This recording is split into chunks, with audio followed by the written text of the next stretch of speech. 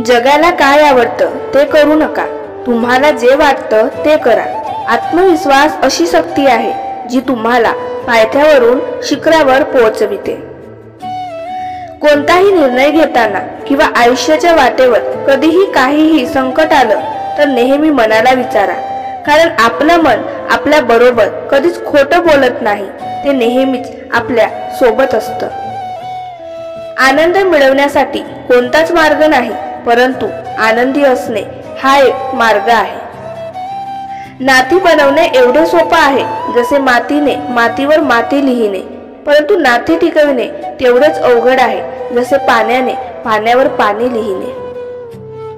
आपण शब्दांना स्पर्श करू शकत नाही, पण मनाला स्पर्श करण्याची ताकद शब्दात आहे. समजूतदारपणा ज्ञानापेक्षा खूप महत्त्वपूर्ण असतो. खूप लोक आपल्याला ओळखतात, पण त्यातील मोजकेच लोक आपल्याला समजून घेतात. दुसऱ्याच्या सुखासाठी प्रयत्न करणारी माणसं या जगात कधीच एकटी नसतात. कुणाचा साधा स्वभाव म्हणजे त्याचा कमीपणा नसतो, तर ते त्याचे संस्कार असतात. जो तुमच्या आनंदासाठी हार मानतो त्याच्याशी तुम्ही कधीच जिंकू शकत नाही.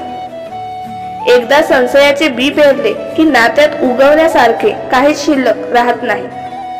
आपल्या मनात वेगळ्या भावना असतात, पण चेहऱ्यावर त्याचा थांग पत्ता आपण लागू देत नाही.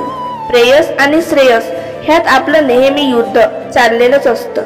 प्रेयसकडे आपला कल असतो, श्रेयसला तरीही प्राधान्य द्यावं लागतं आणि स्वतःच्या प्रगतीसाठी तेच आवश्यक आहे. मनातल्या प्रतिमेशी 100% जुळेल अशी व्यक्ती जीवनसाथी म्हणून मिळणं हे जवळपास अशक्य आहे. म्हणूनच 99% संसारातून नाईलाजानं जमवून घेणाऱ्या व्यक्ती दिसतात. एका अर्थानं एकमेकांच्या सहनशीलतेवरच संसार उभे असतात. इतरांच्या सुखासाठी आपली तुलना करू नका, कारण त्यांनी आयुष्यात काय दुःख भोगलंय याची तुम्हाला काहीच कल्पना नसते. माणूस आपल्या दुःखापेक्षा इतरांच्या सुखाने अधिक त्रस्त असतो. संकट आल्यानंतर कधीही कोणाची मदत मागू नका, कारण संकट 4 दिवसांची असतात, पण उपकार आयुष्यभरासाठी होतात. फुलपाखरू फक्त 14 दिवस जगतं, परंतु ते प्रत्येक दिवस आनंदाने जगून कित्येक हृदय जिंकतं. आयुष्यातील प्रत्येक क्षण हा अमूल्य आहे, तो आनंदाने जगा. सौंदर्याच्या कमतरता चांगला स्वभाव नक्की पूर्ण करतो, पण स्वभावाच्या कमतरतेला सौंदर्य कधीच पूर्ण करू शकत नाही. म्हणून स्वभाव परिपूर्ण असावा, सौंदर्य नव्हे. सोनं अंगावर घेतलं म्हणून माणूस मौल्यवान होतो असं नाही.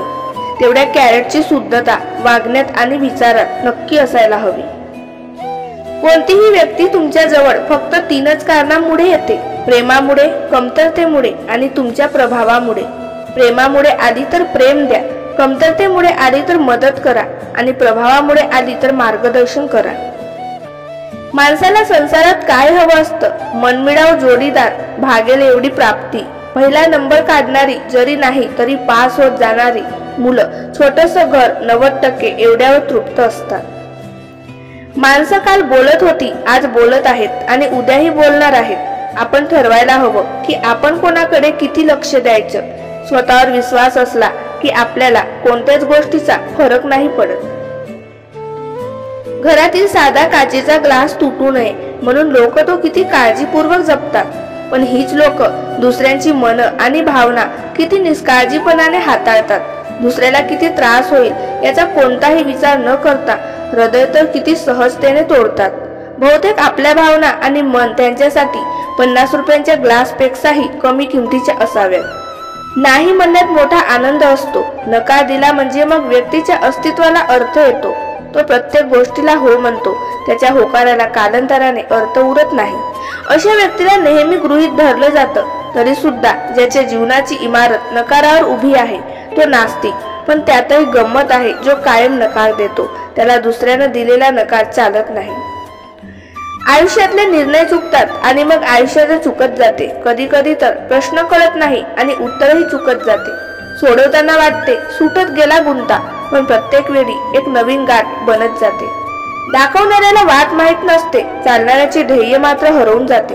काही गोष्टी वाटत तितक्या सोप्या नसतात. अनुभव म्हणजे काय हे तेव्हाच कळते जेव्हा एखादी ठेच काळजाला लागते. प्रेम कधीच कोणावरचे संपत नसते, कारण ते संपते ते कधीच प्रेम नसते. प्रेम मग आई वडिलावर असो वा भावा बहिणीवर, जोडीदारावर असो या मित्र मैत्रिणीवर, नातेवाईकांवर असो, या प्रेमात आपुलकीचा भाव असतो. त्यांना त्रास झाला तरी दुःख आपल्याला होते, हाच तर माणसाचा स्वभाव असतो. नातेसंबंध गैरसमजात एकमेकांमध्ये दुरावा फक्त निर्माण करू शकतात, पण झालेल्या गैरसमजामुळे प्रेम संपले असा फक्त आभास निर्माण करू शकतात. एकदा नाती जुळली की ती कधीच तुटत नसतात. दुरावा त्यात निर्माण झाल्यावरही मनात त्याचे काटे नक्कीच रुतत असतात. या सर्व नात्यात प्रेम असते, म्हणूनच त्रास आपल्याला होत असतो. कितीही राग द्वेष एकमेकांचा करण्याचा प्रयत्न केला तरी त्याचा त्रास एकमेकांना नक्कीच होत असतो. जीवन हे एकदाच मिळते, मन खोलून जगायचे, प्रेम सर्वांना फक्त द्यायचे आणि सुखी समाधानी जीवन जगायचे. रस्त्यातून वाजत निघालेला बँड पाहायची हौस संपली की बालपण संपलं असं समजावं, आणि पाऊस आणि इंद्रधनुष्य पाहायची हौस खतम झाली की आपण जिवंत असूनही खतम झालो असं मानावं. पाणी आणि गाणी यांचा संबंध नुसता यमकापुरता नाही, त्यांचं त्याहूनही सुंदर असं नातं आहे. पाण्यानं तहान भागते आणि गाण्यानं भ्रम हलके होतात. ही झाली नुसती उपयुक्तता, ती तर पुरी झालीच पाहिजे. पण माणसाच्या जीवनाला उपयुक्त पलीकडेचही एक परिणाम आहे. म्हणूनच पाऊस कल्पनेच्या वेलींनाही फुले आणतो.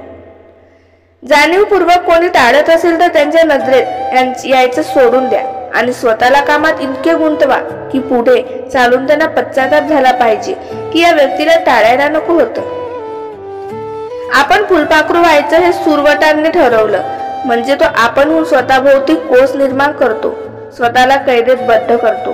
फुलपाखरू होण्यापूर्वी ही त्यानं घेतलेली छोटी समाधीच समजायची, मग त्याचं आपोआप फुलपाखरू होतं. प्रगतीचा रस्ता कोणत्याही दिशेने जाणार असो, त्याचं प्रस्थान मनातच हवं. उपदेश लादला जातो तर निश्चय स्वीकारलेला असतो. 10 चांगल्या लोकांना नाही जवळ केले तरी तुमचे काही बिघडणार नाही, पण एका चुकीच्या माणसाला आयुष्यात जागा दिली तर तुमच्या आयुष्यात मोठा बिघाड झाल्याशिवाय राहणार नाही.